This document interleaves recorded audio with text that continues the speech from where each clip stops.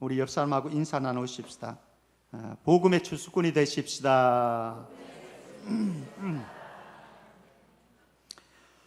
세상을 살아가는 사람들을 보면은요, 정말로 가치 있는 것을 붙잡고 인생을 최선을 다해서 달려가는 이런 사람들도 있고, 또 어떤 사람들은 보면은 별로 가치 없는 것에 매여 가지고 끙끙거리면서 살아가는 이런 사람들도 있습니다.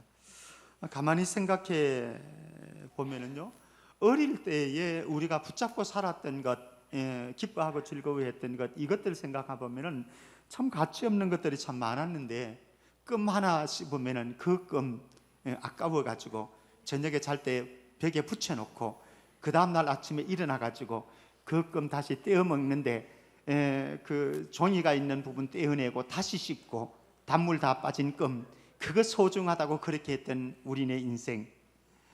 어릴 때에 가만히 생각해 보면은 운동화 하나 사주면 얼마나 기뻐가지고 운동화 줄이 끼고 잠을 잤고, 필통 하나 사주면은 그거 얼마나 행복해가지고, 가방 하나 사주면 더 행복해가지고 가방 품에 안고 잠을 잤던, 그래서 친구들한테 그 다음날 자랑했던 이것.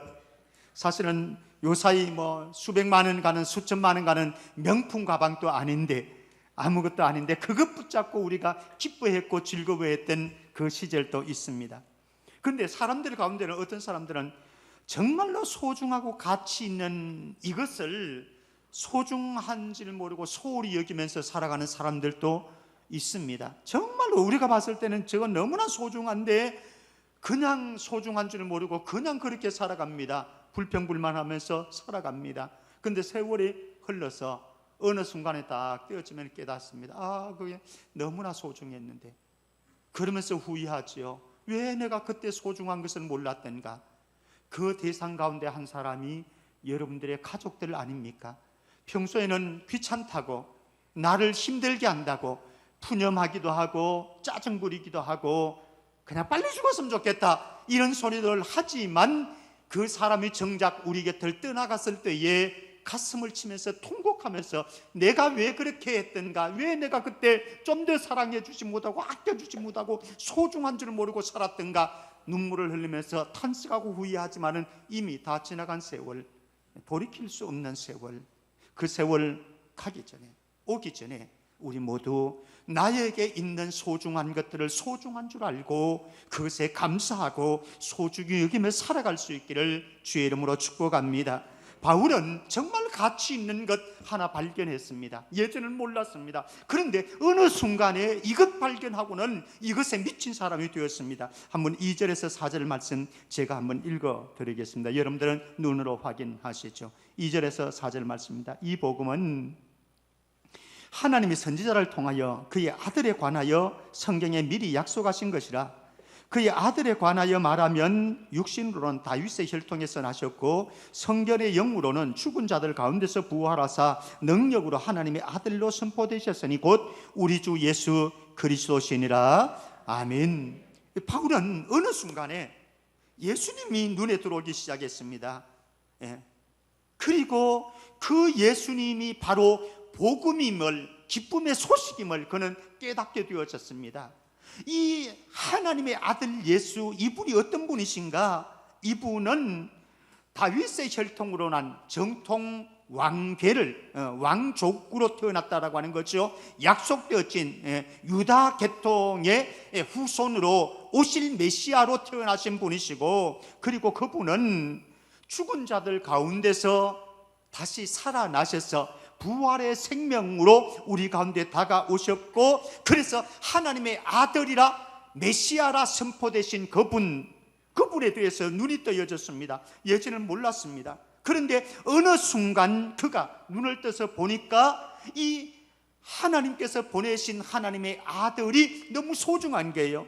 한번 보실까요? 그분이 얼마나 소중한 분이시냐. 요한복음 3장 17절 18절입니다. 우리 같이 읽으십시다. 요한복음 3장 17절 18절 같이요. 시작. 하나님이 그 아들을 세상에 보내신 것은 세상을 심판하려 하심이 아니요 그로 말미암아 세상이 구원을 받게 하려 하심이라.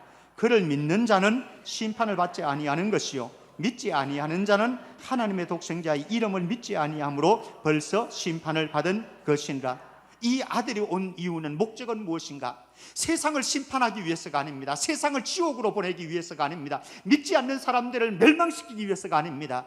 이 아들이 오신 목적은 세상에 죽어가는, 죄로 말미암아서 죽어가는, 그래서 천국과 단절되어진 하나님 밖에 있는, 예수 그리스도 밖에 있는 이 인생들을 다시 하나님의 품으로 돌려놓아서 저 영원한 세계를, 하나님의 나라를 바라보는 인생으로 만들기 위해서, 구원하시기 위해서 이 아들을 보내셨고 예수님은 이 땅에 오셨습니다. 그걸 눈뜨는 거예요, 바울은.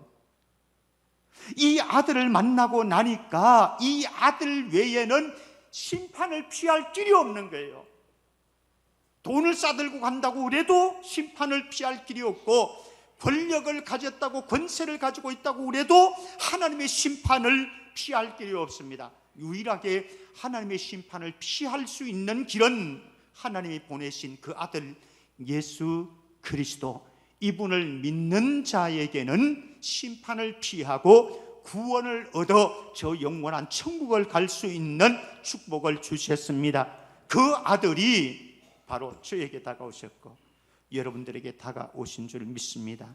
혹시 이 자리에 계시지만은, 오랜 세월을 교회에 나왔지만은 예배도 드리지 못했다면, 혹시 여러분들 안에 예수님이 내 생명으로, 내 구세주로, 내 주인으로 아직 받아들여지지 않는 분이 계시다고 한다면 여러분들의 마음 문을 열고 예수님을 초청하시기를 바랍니다. 우리 함께 따라해 보십시다. 예수님, 나는 죄인입니다. 그래서 예수님이 필요합니다. 예수님의 보혈로 나를 씻어 주옵소서. 예수님이 내 인생의 주인이 되어 주옵소서. 나는 예수님의 종으로 살겠습니다. 나는 예수님의 종입니다. 그래서 여러분들 마음속에 예수님을 영접하고 예수님이 여러분들의 인생의 주인으로 살아가실 수 있도록 하셔서 우리 모두가 저 영원한 천국을 누리며 살아갈 수 있기를 주의 이름으로 축복합니다. 이 길 외에는 없습니다. 이 길 외에는 심판을 피할 길이 없습니다. 이 예수님에 대해서 눈을 뜬 이 바울, 인생에 아주 소중한 고백을 합니다. 한번 볼까요? 16절 말씀 제가 읽어드릴게요. 여러분들 보십시다. 내가 복음을 부끄러워하지 아니하노니, 내가 복음을 부끄러워하지 않으니 이 복음은 모든 믿는 자에게 구원을 주시는 하나님의 능력이 됨이라. 먼저는 유대인에게요, 그리고 헬라인에게로다. 아브라함의 후손으로 타고난 민족, 히브리 민족뿐만 아니라 아브라함의 혈통과는 무관한 이방인, 헬라인, 그 중에 우리도 포함되겠지요. 헬라인에게도, 이방인들에게도 예수는 구원을 주시는 하나님의 능력이라. 그러므로 바울은 나는 이 복음을 부끄러워하지 않는다. 예수 그리스도 이분을 나는 부끄러워하지 않는다 고백합니다. 한 걸음 더 나갑니다. 17절 말씀 우리 같이 보겠습니다. 17절 말씀 같이요. 시작. 복음에는 하나님의 의가 나타나서 믿음으로 믿음에 이르게 하나니 기록된 바 오직 의인은 믿음으로 말미암아 살리라 함과 같으니라. 저와 여러분들은 이미 아담의 DNA가 흐르고 있는 사람들입니다. 아담의 DNA를 가지고 살고 있는 저와 여러분들, 살아가면서 수없는 죄를 짓고 살아갑니다. 마음으로, 생각으로, 보는 것으로, 말하는 것으로, 그리고 우리가 걸어가는 곳곳에 사실은 죄의 DNA의 흔적들이, 정상들이 나타나는데 내가 나를 생각해도 부끄러운 존재, 그것이 우리의 존재가 아닙니까? 그래서 우리에게는 패를 하나 달고 다니는 거죠. 뭐라고? 죄인. 김병태 죄인.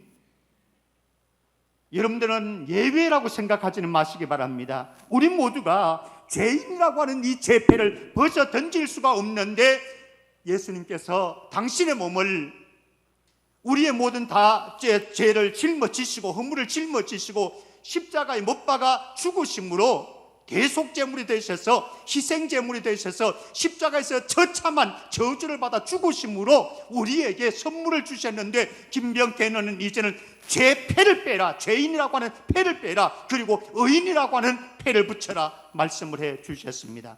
그래서 저는 당당하게 저는 예수 그리스도 안에서 의인입니다. 목사님 그러면 좋겠네요. 목사님 죄를 안 짓겠네요. 천만의 말씀입니다. 여전히 죄를 짓는 허물이 많은 존재입니다. 그러나 내 죄에도 불구하고, 내 허물에도 불구하고, 내 부족함에도 불구하고 예수님께서 입혀주신 의의 옷이 있어서 언젠가 주님 앞에 설 때에 김병태 너 의인이야, 천국 들어와, 이렇게 해주실 줄 믿습니다. 여러분들도 동일하게 이 은혜를 예수 그리스도 안에서 발견하는 거예요. 바울이 예수 그리스도 안에서, 복음 안에서 이 은혜를 깨닫는 거예요. 그러니까 복음이 부끄럽지 않은 거죠. 한 걸음 더 나가 보십시다. 놀라운 사실이 있습니다. 히브리서 2장 17절 제가 읽어봅니다. 그러므로 그가 범사에 형제들과 같이 되심이 마땅하도다. 이는 하나님의 일에 자비하고 신실한 대제사장이 되어 백성의 죄를 속량하려 하심이라. 아멘. 백성의 죄를, 김병태의 죄를, 여러분들의 죄를 속량하려 하심이라. 그분이 하나님의 어린 양으로 십자가에서 죽으셔서 우리의 모든 죄를 다 도말해 주셨습니다. 이것을, 우리의 죄값을 어떻게 지불할 수가 있겠습니까? 여러분들 아파트를 팔아가지고, 그리고 하나님께 가가지고 하나님 저 죄를 지었는데 이 아파트 값 이거 엄청난 겁니다. 6억입니다 7억입니다 3억입니다 3억짜리 아파트는 없죠. 그래서 저 지방에 가면 있어요. 있기는. 그건 내밀면서 하나님 내 모든 죄 용서해 주세요. 아니야, 없어. 그런 방법이 없어. 근데 예수님께서 우리의 모든 죄를 속량해 주셨잖아요. 도말해 주셨잖아요. 바다에 던져 버리셨잖아요. 등 뒤로 던져 버리셨잖아요. 그리고 기억도 안 하신다고 말씀하잖아요. 이 은혜가 값싸다고 생각하십니까? 가치 없다고 생각하십니까? 그리고 그렇게 느끼면서 살아가십니까? 한 걸음 더 나가 보십시다. 히브리서 2장 14절 15절입니다. 히브리서 2장 14절 15절 같이요. 시작. 자녀들은 혈과 육에 속하였음에 그도 또한 같은 모양으로 혈과 육을 함께 지니심은 죽음을 통하여 죽음의 세력을 잡은 자 곧 마귀를 멸하시며 또 죽기를 무서워함으로 한평생 매여 종노릇하는 모든 자들을 놓아주려 하심이니. 아멘. 예수님께서 골고다 언덕에서 십자가 형벌을 받고 처참한 저주스러운 진노의 죽음을 당할 때에 사단은, 어두운 영들은 회개를 불렀을 겁니다. 야, 이제 끝났다, 이제 다 해냈다, 우리는 해냈다, 이겼다, 이렇게 했을 겁니다. 그런데 십자가에서 처절한 진노의 저주의 죽음을 당하신 예수님, 그분은 무덤 문을 열고 다시 나오셨습니다. 그리고 부활의 첫 열매가 되어서 우리에게 그 다음 부활의 열매를 기대하고 계십니다. 그러므로 우리는 소망이 있습니다. 예수의 생명이 우리 안에서 들어와서 사탄의 권세는 이미 다 도말되어지고, 사탄의 권세는 깨뜨려지고, 사탄이 붙잡고 우리를 공략하는 무기가 있는데 죽음이라고 하는 요것 가지고 질병 들렸을 때에 우리는 두렵잖아요. 죽음이 우리의 눈앞에 어른거릴 때에 두렵잖아요. 무섭잖아요. 불안하잖아요. 그런데 예수님께서 십자가에 승리를 하심으로 우리에게 죽음에 대한 두려움을 다 몰아내 주셨습니다. 이제는 우리는 죽음이라고 하는 것을 이렇게 이야기하는 거죠. 주님, 오늘 저 잠자고 나면은 아침이 되어지면 눈 뜰 때에 저 천국에서 주님 얼굴 배울 줄 믿습니다. 죽음이 이거거든요. 잠자는 것. 예. 우리 온 성도들, 죽음이 여러분들에게 임할 때에 잠자듯이 주무시고, 그 다음에 눈 뜰 때에는 천국에서 주님 얼굴, 김병태 목사는 배우지 못하더라도, 여러분들 남편은 배울 수 없을지라도 천국에서 주님의 얼굴 배우는 축복이 있기를 바랍니다. 죽음이 이젠 더 이상 두렵지 않은 존재, 그것이 예수 그리스도 안에서 이루어진 이게 진짜 복음이라고, 진짜 복음이라고요. 손녀, 손자, 손녀가 태어나는 것 너무나 행복한 일이죠. 우리 장로님들도 권사님들도 자랑하려고 야단입니다. 우리 자녀들, 손자, 손녀들 좋은 대학 가면은 어떻게 해서라도 자랑하고 싶은 마음만 일어나잖아요. 자랑해서는 안 되는데 그렇지만 자랑하고 싶은 그 욕구를 어떻게 감추겠습니까?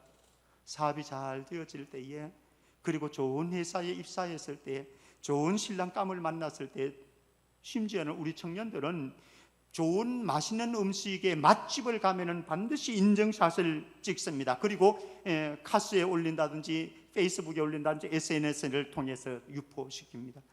그거 뭐 자랑할 것도 아닌데, 남들도 다 먹고 살아가는 식당인데, 근데 그거 자랑하려고. 그런데 예수님이 맛집보다 못합니까? 예수님이 손자 손녀보다 손자 손녀가 더 중요하나요?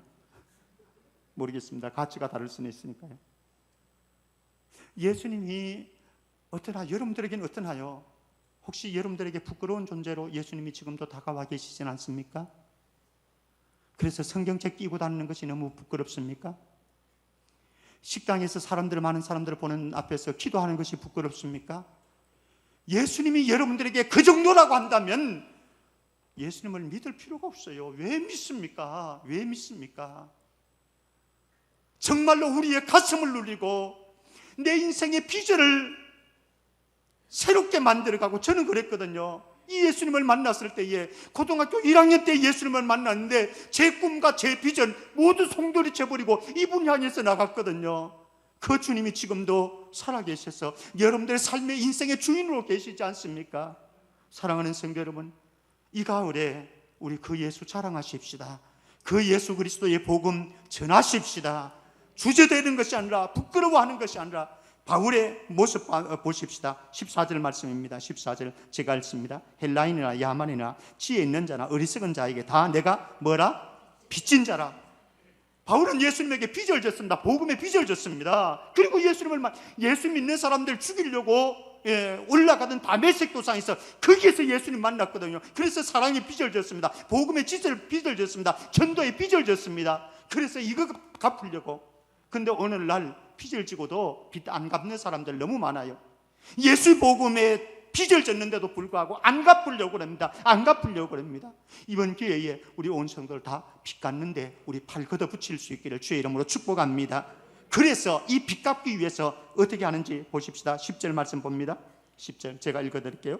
어떻게 하든지 이제 하나님의 뜻 안에서 너희에게로 나아갈 좋은 길 얻기를 구하노라. 13절입니다. 형제들아, 내가 여러 번 너희에게 가고자 하는 것을 너희가 모르기를 원하지 않으니 이는 너희 중에서도 다른 이방인 중에서와 같이 열매를 맺게 하려 함이로되 지금까지 길이 막혔다고 포기할 수 있습니까? 15절 말씀입니다. 그러므로 나는 할 수 있는 대로 로마에 있는 너희에게도 복음 전하기를 원하노라. 바울의 심정이, 바울의 이 열정이 우리에게도 함께 일어날 수 있기를 주의 이름으로 축원합니다. 우리가 이 복음 전하는 것, 이제는 투자해야 합니다. 투자해야 됩니다. 아낄 때가 아닙니다. 투자해야 열매가 맺혀지니까요. 예수님 이 땅에 오신 목적 이렇게 말씀합니다. 누가복음 4장 43절 44절 같이 읽습니다. 누가복음 4장 43절 44절 같이요. 시작. 예수께서 이르시되 내가 다른 동네에서도 하나님의 나라 복음을 전하여야 하리라. 이는 난 이 일을 위해 보내심을 받았노라 하시고 갈릴리 여러 회당에서 전도하시더라. 예수님 이것 때문에 왔거든요. 한 영혼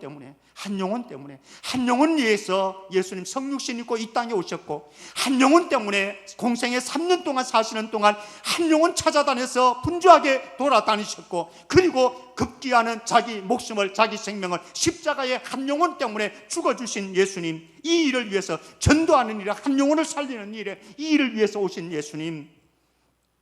근데 이 일에 우리를 동참하고 불러주시는데 우리를 방해하는 세력들이 있습니다.